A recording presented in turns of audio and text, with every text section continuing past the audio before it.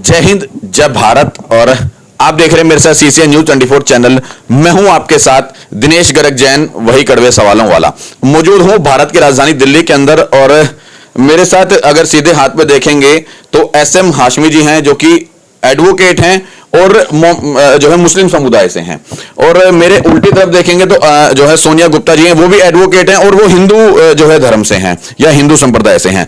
और विषय छेड़ेंगे हम यहाँ पर आफ्ताब और श्रद्धा का, जो कि दिल्ली के अंदर बड़ा हाईलाइट हुआ था ये मामला। और इस विषय पर जो है एक बार आपसे भी मैं बात करूंगा और इस विषय पर मैडम आपसे भी बात करूंगा। एक बार राय विचार जानेंगे कि क्यों अभी तक मेन चीज जो है पूरी दिल्ली को, हालांकि पूरे भारत को इस विषय पर अच्छे से पता है कि क्या हुआ था, कैसे हुआ था, लेकिन सबसे बड़ा सवाल है कि अभी तक उसको इंसाफ क्यों नहीं मिल पा रहा है श्रद्धा को और आफ्ताब को, जबकि उसने खुद जो है कबूल कर लिया, उसके बावजूद भी उसको सजा क्यों नहीं सुनाई जा रही है। तो सबसे पहले शुरुआत करेंगे आपसे। हाशमी जी, सबसे पहले बहुत बहुत स्वागत आपका हमारे चैनल। Thank you sir. थोड़े कड़वे सवाल में रखता हूं निष्पक्ष तरीके से। एक बार चाहूंगा कि आफ्ताब वाले और श्रद्धा के मामले में शायद आपको पूरा पता होगा, फिर भी थोड़ा सा ब्रीफ करके यह है कि जब वो उसके 35 टुकड़े लड़की के कर दिए और क्या नाम है वो लड़का, जो क्या नाम है, लड़का तो नहीं कहूंगा, उस हैवान को कहूंगा मैं तो, क्योंकि वो हैवानियत ही है उसकी। और आफ्ताब जो है इस तरह से कबूल भी खुद कर लेता है कि हाँ मैंने किया है, उसके बावजूद भी हमारा कानून अभी तक सजा क्यों नहीं दे पा रहे? सर, हमारे कानून के अंदर एक बेसिक चीज है जो प्रोसीजर लॉ है। कोर्ट और इन्वेस्टिगेशन एजेंसी को प्रोसीजर को फॉलो करना होता है, डिस्पाइट द फैक्ट कि somebody has admitted his crime, कि हाँ जी हमने किया है, but to establish the crime there must be cogent evidence. तो ये रीजन है प्रोसीजर लॉ को लेके कि इन्वेस्टिगेशन एजेंसी, इधर पुलिस और even in before the court has to go in depth regarding the evidence despite the admission.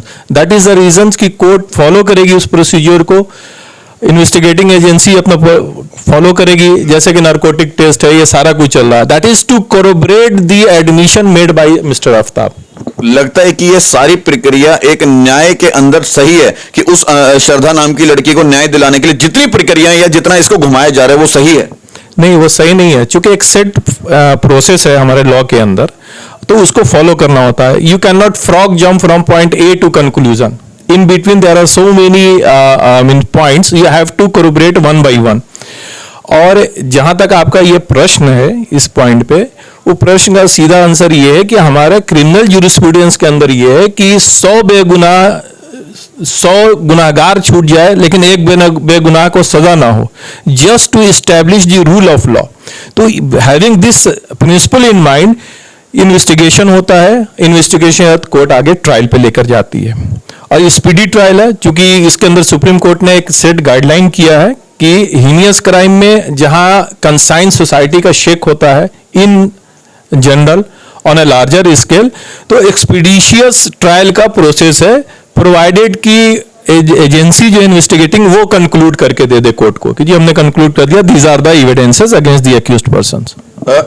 यहां पर लड़का मुसलमान है, लड़की हिंदू है, तो इतना उसको इन्वेस्टिगेशन में समय लग रहा है, या ये कहें कि उसको सुनवाई में इतना समय लग पा रहा है? क्योंकि अभी तक आपके हिसाब से मतलब वो प्रक्रिया है एक जुडिशरी की हमारी, और अगर यहां पर लड़का हिंदू होता, मतलब लड़की मुसलमान होती, मेरी बात समझे, बिल्कुल हम चेंज कर देते हैं तो तुरंत उसका फैसला हो जाता, अब तक कहीं ना कहीं अच्छे से कार्रवाई भी हो जाती। नहीं, देखिए, ये हमारा जो कंसेप्शन जो डेवलप हुआ है और हमने जो परसीव आजकल कर रहे हैं वो फैक्ट से रिलेटेड नहीं होता, ट्रूथ से, कि रिलीजन बेस्ड नहीं है। आप उसको एक इंडिविजुअल देखिए कि एक व्यक्ति के रूप में उसने क्या किया है। धर्म को हटाकर आपको पहले बात कीजिए, अगर धर्म के आधार पे आप सब कुछ करेंगे तो फिर न्याय रहेगा कहां आपके पास जो है, क्योंकि फिर आप विंडिक्टिव हो जाएंगे, प्रतिशोध वाला मामला। तो पूरा देश एक तरफ खड़ा हो गया होता अगर मुस्लिम समुदाय की लड़की के साथ ये हुआ होता। तो अगर मुस्लिम समुदाय की लड़की के साथ ये हुआ होता और किसी हिंदू धर्म के लड़के ने क्या होता तो पूरा देश एक तरफ खड़ा हो गया होता। नहीं, ठीक है, मैं वही कह रहा हूं बार बार कि परसेप्शन की बात है, ऐसा नहीं। बहुत सारे केसेस हम निर्भया के अंदर भी देखा, जहां एक ही कम्युनिटी के सारे लोग थे, पूरा देश खड़ा था निर्भया। जब तो 12 साल लग गए थे। नहीं, 12 साल लगे, तो मैं तो वही कह रहा हूं कि आप किसी को बियॉन्ड रीजनेबल डाउट जब तक नहीं आएगा आप कन्विक्ट नहीं कर सकते हैं। रीजन बीइंग कि हमारे यहाँ प्रोसीजर है, या तो हम इसको हटा दें, पार्लियामेंट से रिक्वेस्ट करें कि आप हटा दो और सीधे इस्लामिक ले आओ कि 2 विटनेस मिलता है या कबूल कर लेता है तो देन एंड देयर कर दो। वो लॉ ऑफ डिटरेंट पे काम करते हैं, हम लॉ ऑफ रिफॉर्म पे काम करते हैं। हमारा लॉ ये सही है कि गुनहगार खुद कबूल कर रहा है और वो चीज दिखा भी रहा है कि हाँ मैंने यहां पर जो है बॉडी के पार्ट्स फेंके हैं, और वो मिल भी रहे हैं वहां से, और उसके बावजूद भी हम ढूंढ रहे हैं, ये सही है लोहा? नहीं नहीं, इस पे नहीं है। आप इसको चीजों को दूसरे एंगल से देखिए। 35 टुकड़े किए गए हैं, 15 मिले हैं अभी, रिमेनिंग 20 का क्या है? वो तो इन्वेस्टिगेटिंग एजेंसी उसको तो करेगी ना कोरोबोरेटिव। अगर वो 20 नहीं मिले तो फिर दूसरे लॉ के अंदर प्रोसीजर है, लेकिन पहला जो स्टेज है उसको तो हम सेटअप करेंगे ना। मतलब उसमें टाइम लगेगा? नहीं लगना है, अभी ये तो एजेंसी पे करती है कि एजेंसी कितना जल्दी उस चीजों को करती है। आफ्ताब को लेकर के आपने क्या विचार है, क्योंकि आप खुद एक मुस्लिम समुदाय से हैं, और अगर आपके पास वो केस होता तो क्या करते? देखिए, as a lawyer, as per my oath to my profession, I would have defended him, but as a human being वो साइकोपैथ है, तो उसका कोई डिफेंस नहीं है, मोर सो कि when he has admitted his crime and even certain piece of evidence is against him. अच्छा लगेगा, क्योंकि हमारे जो दर्शक हैं वो हिंदी ज्यादा जानते हैं। अच्छा, मैं ये कह रहा हूं, मेरा मतलब ये है प्राय करने का कि लॉ को लॉ के हिसाब से चलने दीजिए, ठीक है? हम कंक्लूजन पे आउट ऑफ जंप नहीं आ सकते हैं, इसलिए डर है कि मिसकैरेज ऑफ जस्टिस होगा। इवन कि जब तक अक्यूज ने फैक्ट्स को कबूल किया है, अपने क्राइम को किया है, लॉ को एस्टेब्लिश, लॉ ये कहता है कि जस्टिस सिर्फ न्याय होना नहीं चाहिए, न्याय होते हुए दिखना भी चाहिए। ये हमारा जो है मूलभूत प्रिंसिपल है क्रिमिनल लॉ के अंदर। ऐसे स्थान पे मेरा सवाल है कि अगर आप होते तो क्या करते, और श्रद्धा आपकी बहन या बेटी होती तो? देखिए, जैसे उसका परिवार कर रहा है, डेफिनेटली मैं करता हूँ, वही काम कर रहा होता। मैं लीगल इंतजार और लीगल प्रोसेस की वेट नहीं, लीगल प्रोसेस तो ऑन है आपका। Investigation is part of legal process. आप क्या करते? आप एक एडवोकेट भी हैं, और श्रद्धा अगर आपकी बहन या बेटी होती और उसके साथ ऐसा हुआ होता तो अब आप क्या करते? देखिए सर, उसमें आपको हमारा लॉ ये परमिट नहीं करता है कि कोई भी अगर हुआ है, इस तरह की बातें हुई हैं, अपराध हुए हैं, तो उसके परिवार वाले को दे दिया जाए वो न्याय करने के लिए, फिर रूल ऑफ लॉ नहीं बचता है। वो डेफिनेट एक सेट ऑफ इन्वेस्टिगेशन है, सेटअप है हमारा जुडिशरी का, जो स्टेज वाइज करता है। मैं श्रद्धा के परिवार से होता, भाई होता, तो मैं भी वही चीज कर रहा होता जो उसके परिवार वाले कर रहे हैं। इन्वेस्टिगेशंस के लिए हेल्प करता, इन्वेस्टिगेशन में जाता, मैं कोर्ट की गुहार लगाता। दूसरी एक बात है क्रिमिनल लॉ के अंदर कि any state crime that is against the state, तो हमारा रोल कोरोबोरेटिव हो जाता है, ठीक है, कि सहायक का हो जाता है। सारा रोल स्टेट का इसके अंदर आता है, ठीक है ना, कि crime is presumed to be against the state, तो इसलिए एफआईआर होता है। ऐसा ना कि जो है ना वो क्या कहते हैं, बनाना स्टेट की तरह कि घर के लोग जो है बस इंसाफ करने लगे, फिर आपकी सोसाइटी जो चल रही है जो सुचारू रूप से, वो नहीं चलती, लॉलेसनेस होता है समाज के अंदर। मतलब आप ये कह रहे हो कि यदि आपकी वो बहन या बेटी होती तो भी आप इसी घटिया कानून प्रक्रिया का पालन करते? नहीं, देखिए, इससे हम आपके विचार से सहमत नहीं है कि हमारा कानून, इसका जो प्रणाली है वो घटिया है। ये बहुत अच्छी है। इन्वेस्टिगेशन का एक प्रोसेस है। अब सर मैं एक एग्जांपल देता हूं, एक ने आरोप लगाया, तो क्या आपको बनाना स्टेट के तौर पे आप उसको सजा दे दोगे? और बंदा खुद कबूल कर रहा है कि वहां पर हाँ मैंने किया है, और वो सामान मिल भी रहा है, मतलब सामान कहूंगा बॉडी पार्ट्स मिल भी रहे हैं, उसके बावजूद भी मतलब लचीलापन है। और वहीं पर अगर किसी सांसद की, किसी मंत्री की, किसी मुख्यमंत्री की, प्रधानमंत्री की बेटी होती तो क्या अभी तक भी ऐसे ही चल रहा होता? नहीं नहीं, देखिए, जो प्रोसेस है वो सबके लिए बराबर है। कानून पूरे देश में जो है, चाहे राष्ट्रपति हो चाहे एक नागरिक, होना चाहिए सबके लिए बराबर, लेकिन क्या सबके लिए बराबर ईमानदारी से है? क्यों नहीं है सर? मैं तो मानता हूं कि है सबके लिए, मतलब एक ही जैसा जो है सबके लिए बराबर है। मेरा ये मानना है कानून सबके लिए एक ही जैसा से इन्वेस्टिगेशन होती है। देखिए, इन्वेस्टिगेशन के बहुत सारे रुकावटें हैं, बहुत सारे उसमें लीड मिलती है। मोदी की भतीजी का पर्स गुमा था तो 24 घंटे के अंदर मिल गया था पर्स और अपराधी, और यहां आम आदमी का खोता है, गुम होता है तो 24 घंटे का 24 जन्म लग जाते हैं, तब भी नहीं मिल पाता है। नहीं, ठीक है, कहां बराबर है सबके लिए? नहीं, ठीक है। देखिए, हमारा कानून ये कहता है कि अति शीघ्र होना चाहिए, एक्सपीडिशियसली इसको होना चाहिए। कोर्ट देखिए, किसी एक सर्टेन लिमिट तक कोर्ट जो है ना रुकी रहती है, जब तक उनके पास एविडेंस पूरा नहीं आएगा, court can not pass any order in air, in vacuum, वो नहीं कर सकती है। उसके लिए उनको एक बेस चाहिए जो कि एविडेंस, साक्ष्य के रूप में चाहिए। तो ये साक्ष्य उपलब्ध कराना हमारे इन्वेस्टिगेटिंग टीम का काम होता है, पुलिस है या और भी हमारी एजेंसियां हैं, उनका काम होता है, और वो करते हैं। ये तो बात रही हाशमी जी, आपने जो मुझे बताया लीगल प्रोसेस क्या है। अब हम एक इंसानियत के तौर पे बात करते हैं, क्या हो जाना चाहिए था अब तक? क्या इंसाफ मिलना चाहिए था, या ऐसे बंदे के साथ, ऐसे हैवान के साथ क्या करना चाहिए? मतलब इंसानियत के तौर पे बात करें, हम आप एक एडवोकेट हैं, उसको छोड़ देते हैं। अब मैं एक पत्रकार हूं, लीगल वे में क्या होना चाहिए वो छोड़ देते हैं। अगर हमें पता लगता है कि हमारे समाज की किसी एक बेटी के साथ इस लड़के ने ऐसा किया 35 टुकड़े के, तो क्या करना चाहिए? उसका इंतजार हमारी लॉ प्रक्रिया का या ऑन द स्पॉट फैसला? देखिए, ऑन द स्पॉट फैसला जो हमारी अभी इमोशंस हैं इस कांड को लेकर, वो तो ये कहता है कि ऑन द स्पॉट फैसला करें। लेकिन मैंने इससे पहले आपके एक प्रश्न में जवाब दिया था कि लॉ ऑफ द लैंड है, उसको अगर हम फॉलो नहीं करेंगे तो लॉलेसनेस होगी।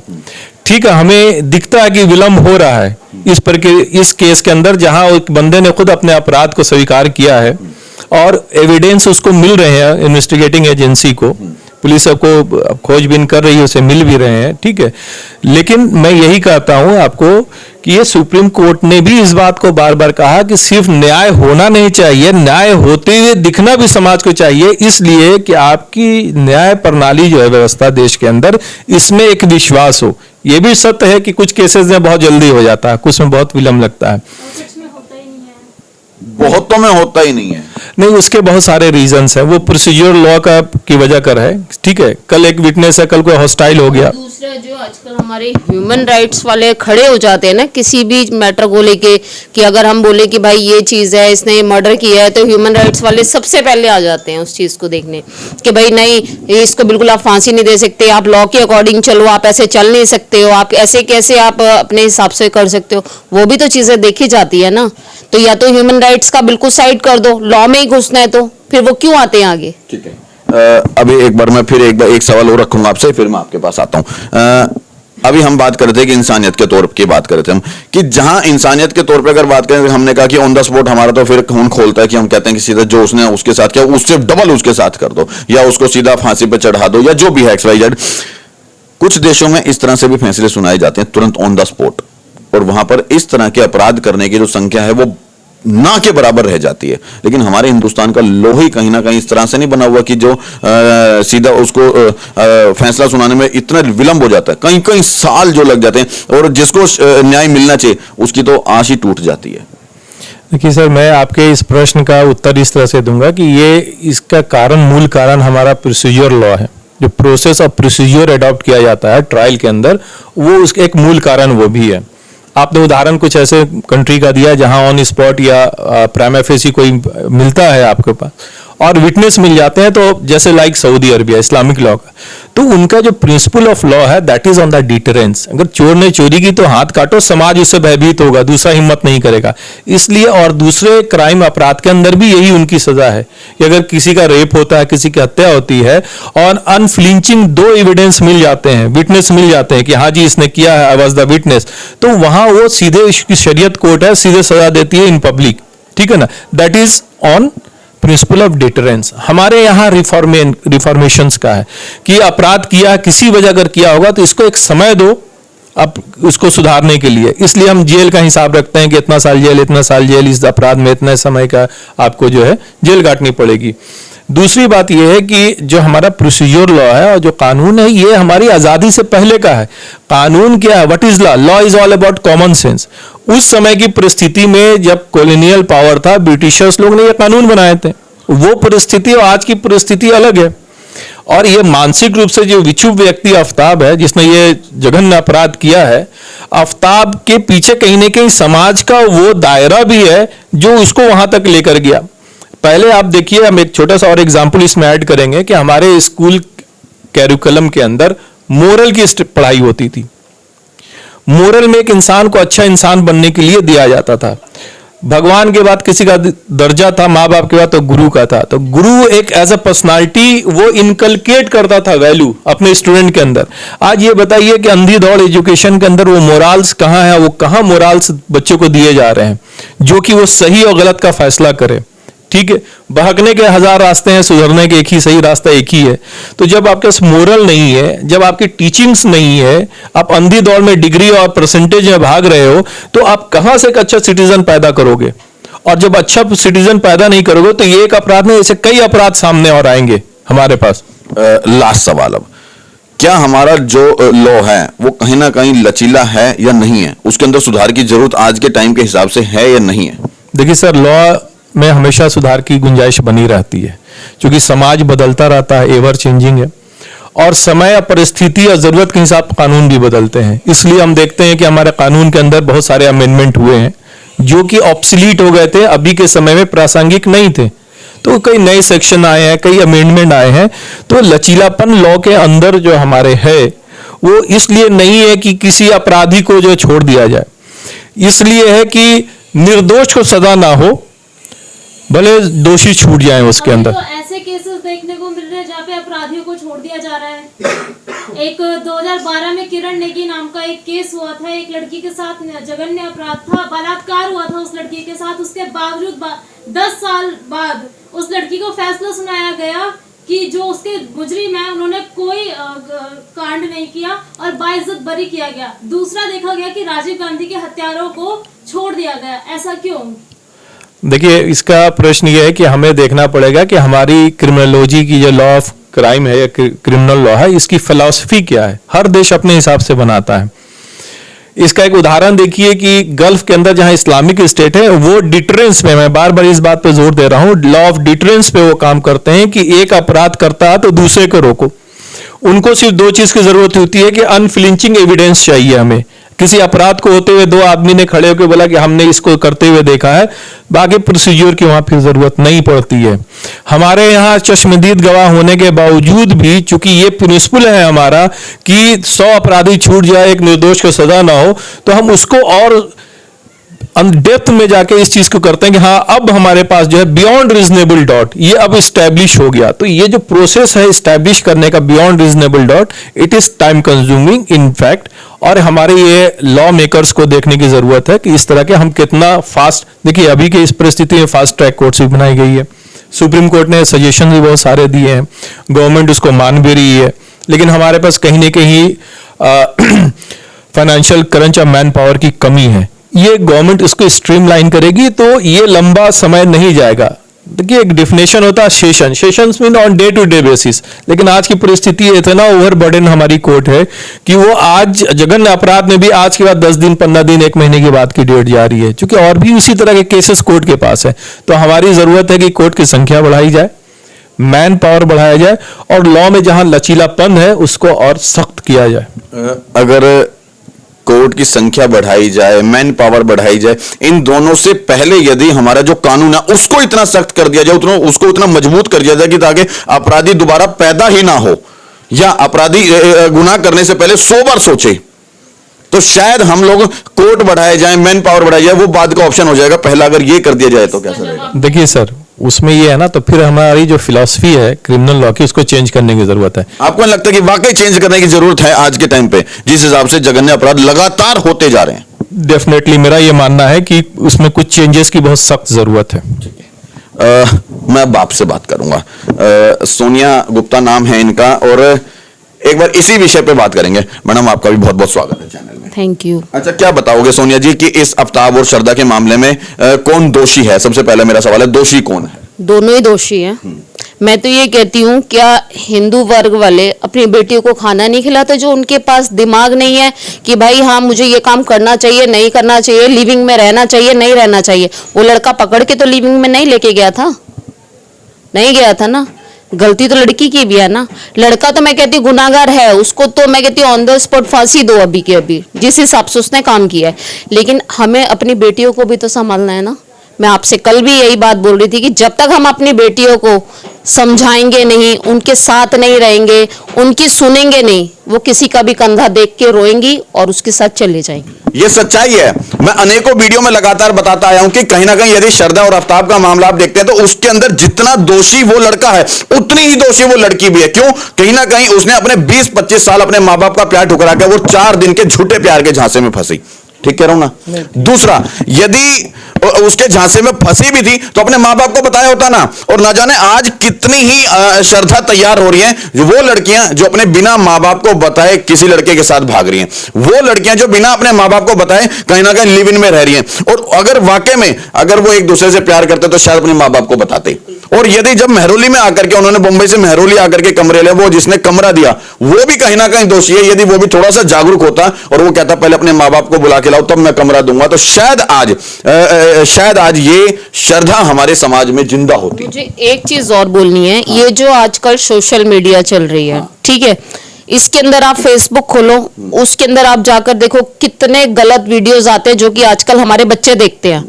स्कूलों में कभी हमने नहीं सुना था हमारे टाइम पे कि भाई लड़का है तो हम उसको बॉयफ्रेंड बनाएंगे, हम भाई करके बोलते थे, हम भी बड़े को बिल्कुल सच्चाई, हमने भी नहीं सुना था कभी जी। हमें बॉयफ्रेंड चिड़िया भी नहीं पता थी कि बॉयफ्रेंड होता क्या है, लेकिन आज के टाइम में हम ये देखते हैं छोटे छोटे बच्चे बॉयफ्रेंड गर्लफ्रेंड बन के। तो मुझे लगता है शायद स्कूल टाइम पे अगर याद दिला रहे तो हमारे टाइम पे तो नहीं था, लेकिन आजकल मुझे लगता है भाई का महत्व ही खत्म हो गया होगा। स्कूल के अंदर क्लासरूम में भाई होता ही नहीं होगा। और अभी भी हम लोगों के मुंह से अगर हम किसी बंदे को देखते हैं, मिलते हैं, तो यही बोलते हैं भाई जरा ये काम कर दो। लेकिन हमने वही सीखा है। मैंने जो चीज देखी है आजकल के बच्चों में ना, वो चीज ये देखी है कि भाई बोलने में कतराती है लड़कियां, भाई सुनने में कतराते हैं लड़के। क्यों? ये कहां से हो रहा है? ये हमारे घर से ही हो रहा है। हमें अपने बच्चों को सिखाना है ना। मेरी भी एक बेटी है, अगर मैं उसकी नहीं सुनूंगी या उसके पापा उसकी नहीं सुनेंगे, वो कहीं और जाके सुनाएगी अपनी, फिर वहां पर वही श्रद्धा वाला काम होने वाला है। ठीक है। अब आप एक एडवोकेट हैं, क्या लगता है कि यहाँ पर श्रद्धा ने तो जो गलती की और आफ्ताब में जो किया वो गलती नहीं, वो गुनाह है, वो गुनाह, वो जघन्य अपराध है। क्या करना चाहिए इस समय कानून को या हमारी कोर्ट प्रोसीजर को, क्या करना चाहिए? कानून अपना काम कानून के तरीके से करेगा, ठीक है। अब हम उसको अब एकदम बोल दीजिए फांसी दे दो, 4 जने मैंने अभी आपको ह्यूमन राइट्स का बताया था, वो लोग खड़े हो जाएंगे, आप कैसे फांसी दे सकते हो? अभी उसके खिलाफ मिला क्या आपको? फिर वहां कानून रुक जाता है, वहां भी रुक जाता है। उसके खिलाफ तो मिल तो चुका है, मिला है ना। अभी वो जो चल रहा है, जैसे सर ने बताया, अभी सारी चीजें आपके सामने खोली है उन्होंने कि एजेंसीज होती हैं, अपना काम करती हैं, काम करने के बाद ही उसको, जब तक उनको पुख्ता सबूत नहीं मिल जाते, उससे पहले वो कुछ नहीं कर सकते। आप एक बेटी की माँ हैं, बिल्कुल। आपकी बेटी के साथ ऐसा हुआ तो क्या अभी भी यही बात बोल रहे होते कि कानून सही प्रक्रिया से काम कर रहा है? कानून के हिसाब से ही चलना पड़ता। अब इतने साल, 12-13 साल वो बेचारी जो अपनी पहले वाली लड़की, क्या नाम था सर अभी आप ले रहे थे, हाँ, वो भी रही, ठीक है। ये अपना दामिनी कांड जो हुआ, उसमें भी उसकी माँ कितना रगड़ती रही अपने आप को, आखिर में न्याय मिला ना, क्योंकि वो गुनाहगार थे। कब? जब वो बिल्कुल टूट चुकी थी, उसको तो कोई इंसाफ की मतलब उम्मीद ही नहीं रह गई थी तब। लेकिन क्या कर सकते हो आप? कानून के आगे तो नहीं बढ़ सकते हो ना आप। मतलब आप एक माँ होते हुए आप सेटिस्फाई हो इस कानून प्रक्रिया से? हम कोई भी सेटिस्फाइड नहीं होगा। मैं तो खुद चाहूंगी तो मैं तो खुद जा करके मार आऊंगी उसको, मैं खुद मार देती उसी वक्त। अगर मेरी बेटी के साथ ऐसा तो मैं भी मार देती, मैं चले जाती जेल। लेकिन अब कानून के हिसाब से नहीं चलेंगे तो फिर तो हम भी जेल जाएंगे, वो भी जेल जाएंगे। ऐसे में क्या बदलाव की जरूरत मानते हो इस समय कानून प्रक्रिया की? कानून में इम्प्लीमेंट होना चाहिए। जैसे कि आप बहुत अच्छे से बता सकते हो क्योंकि आप एक माँ हो और साथ में एडवोकेट हो। नहीं, मैं तो बोल रही हूँ ना, कानून में इम्प्लीमेंट होना चाहिए, फास्ट ट्रैक पे चलने चाहिए सारे केसेस, जो कि खासकर ऐसे हैं। पहले तो ऐसी नौबत ही नहीं आनी चाहिए कि कोई बंदा ऐसा काम कर सके, क्योंकि हमारे जो कानून के अंदर है ना, जो रुक रुक के जो होते हैं काम, वो चीजें नहीं होनी चाहिए। मैं तो यही करना चाहती हूँ कि किसी की बेटी के साथ ऐसा नहीं होना चाहिए। अभी योगी जी ने एक कानून बनाया है कि कोई किसी की बहन बेटी को अगर छेड़ता हुआ मिला तो उसे ऑन द स्पॉट सजा दे दी जाएगी। ऐसे में 1000 बार दूसरा अपराध करते हुए अपराधी सोचेगा, 1000 बार सोचेगा गलत करते हुए। लेकिन हम कल ही की पढ़ी है ये न्यूज, इसमें यही दिखा रहे थे कि योगी जी ने ऐसा बनाया कि कोई किसी की बहन बेटी को अगर छेड़ेगा तो ऑन द स्पॉट हम लोग उसको सजा दे देंगे। तो ऐसे कानून बनाए जाए ना, ताकि लोग करते हुए डरे तो सही। लेकिन हमारा जो कानून है वो दिल्ली का और यूपी का अलग अलग तो है ही नहीं, वो तो भारत का एक जैसा संविधान है। उसके बावजूद भी फिर भी मैं अपने विचारों में अगर बात करूं तो मैं अपने हिसाब से बात करूं तो शायद अगर एक बार इस तरह से कड़े तरीके से भी कानून और जो है बना दिया जाए कि ऑन द स्पॉट सीधा उसको जो है सजा मुकर्रर हो जाए, तो शायद दोबारा अपराध करते हुए आदमी कम से कम 1000 बार जरूर सोचेगा कि मुझे अपराध कर रहा हूं मैं, तो कल को मेरे साथ कानून प्रक्रिया लंबी नहीं चलेगी, मेरे साथ होगा क्या? मैं इस पे यही बात आपसे कर रहा था कि लॉ ऑफ डिटरेंस जिसकी आप बात कर रहे हैं, वकालत कर रहे हैं कि ऑन स्पॉट की बात है, एविडेंस मिलता है, विटनेस मिलते हैं, तो लॉ ऑफ डिटरेंस जो अप्लाई है कई सारे कंट्री के अंदर, वो हमारी गवर्नमेंट सोच सकती है कुछ ऐसे अपराधों में कि जहां आपको त्वरित न्याय दिलाना है, तो उसमें गवर्नमेंट अडॉप्ट करती है, हम करते हैं, हमारे यहाँ बहुत सारे हैं, हमारे कॉन्स्टिट्यूशंस को बैग ऑफ बोरोस कहा जाता है, हर जगह से अच्छी चीजें ली है। तो अगर दूसरे मुल्क में इस तरह के जघन्य अपराधों के लिए एक्सपीडिशियस ट्रायल है, उस पर सजा है, तो हम क्यों नहीं अडॉप्ट कर सकते? हम भी कर सकते हैं इसको। ठीक है। मुझे आपसे एक चीज और बोलनी है। एक छोटी 6 महीने की बच्ची थी, आप मॉमडन वाली बात कर रहे थे अभी, एक छोटी 6 महीने की बच्ची का रेप हुआ था, आपको याद होगा, अभी बीच में केस था, क्या नाम था उसका, आशिया कुछ समथिंग ऐसा नाम था। तो उस वक्त क्या हुआ था? उस वक्त भी ऐसे ट्रायल चला था, ये सब चला था, उसी के बाद ही तो न्याय हुआ था ना। न्याय कानून अपने हिसाब से करेगा, हमारे हिसाब से नहीं करेगा, चाहे मैं बेटी की माँ हूँ चाहे कुछ भी हूँ। हाँ मैं हूँ तो मैं अपने हिसाब से, अगर मेरे को वो आफ्ताब मिलता है तो मैं भी उसकी गर्दन उतार देती हूँ। लेकिन लेकिन सच्चाई नहीं ये कर सकते, नहीं कर सकते, हमारा कानून ऐसा है, उसमें हम वो भी नहीं कर सकते। बताओ आप क्या करोगे? सच्चाई ये भी है ना कि कानून सबके लिए अलग अलग तरीके बनाया, सबके लिए एक जैसा है, लेकिन सबके एक जैसा काम नहीं करता है। ऐसा कुछ नहीं है, कानून सबके लिए एक जैसा है, एक जैसा ही काम करेगा। आपके पास ना जाने कितने केस आते होंगे, मेरा मोबाइल चोरी हो गया, मेरा पर्स चोरी हो गया, मेरी गाड़ी चोरी हो गई, मेरा ये सामान चोरी हो गया, लेकिन नहीं मिल पाता। लेकिन जब मोदी की भतीजे का पर्स चोरी तो 24 घंटे का समय नहीं लगा था। अब क्या कर सकते हो उसमें, बताओ? फर्क आ गया ना? नहीं, फर्क कुछ नहीं है, ऐसा कुछ नहीं है भाई। देखो आजकल ना, आपकी हंसी और आपका चेहरा मुझे बता रहा है कि आप समझ रही हैं। नहीं, गवर्नमेंट देखो आजकल कितनी सुविधाएं दे रही है। मेरे घर के बाहर भी ना कैमरा लग गया है, गली में कुछ भी हलचल होती है ना तो हम लोग देख लेते हैं। एक गरीब के साथ जब कोई अपराध होता है और एक नेता सांसद मंत्री के साथ अपराध होता है, तो मतलब दोनों में आप ये कह रहे हो कि जो हमारा जज है, जो हमारी लॉ प्रक्रिया, वो बिल्कुल बराबर काम करती है। एक बात बताओ, मेरी गाड़ी को उठा के मेरा सवाल जो है वो बताओ, मतलब आप ये कह रहे हो कि एक गरीब के साथ कोई हादसा होता है और एक सांसद नेता मंत्री के साथ कोई हादसा होता है, तो बिल्कुल बराबर प्रक्रिया चलती है? नहीं चलती है। अब क्या कर सकते हो उस कानून के लिए? आप चलती है या नहीं चलती? नहीं चलती है, यही सच्चाई है। यही सच्चाई। अब इन्होंने सच बोला है, यही सच्चाई है। हमारे अंदर क्या चाहिए? कानून को चाहिए बराबर तरीके से काम करे। अरे हम लोगों का भी मोबाइल चोरी होता है, पर्स चोरी होता है, गाड़ी चोरी होती है, ना जाने कितनी चीजें होती हैं, लेकिन उसका कोई कीमत ही नहीं है। मतलब कानून की नजर में पहली बात है उसकी एफआईआर ही नहीं लिखी जाएगी इतनी आसानी से, और अगर एफआईआर लिख भी दी गई है तो वो एक वही फैसला होगा। मतलब एफआईआर लिख दी है तो वो एक फैसला होगा कि हमने एफआईआर काट तो दी है, लेकिन सही मायने में हम सबके लिए कानून एक जैसा हो और फास्ट ट्रैक कोर्ट के ऊपर हर केस को लेके जाया जाए, खासकर उस केस को जो कि जघन्य अपराध हुआ है, ताकि दोबारा से कोई अपराधी अपराध करते हुए कम से कम 1000 बार सोचे तो जरूर का। बाकी आप लोगों को हमारा यह प्रयास कैसा लगा उसको लेकर के कमेंट बॉक्स में राय जरूर देना। जय हिंद, जय भारत।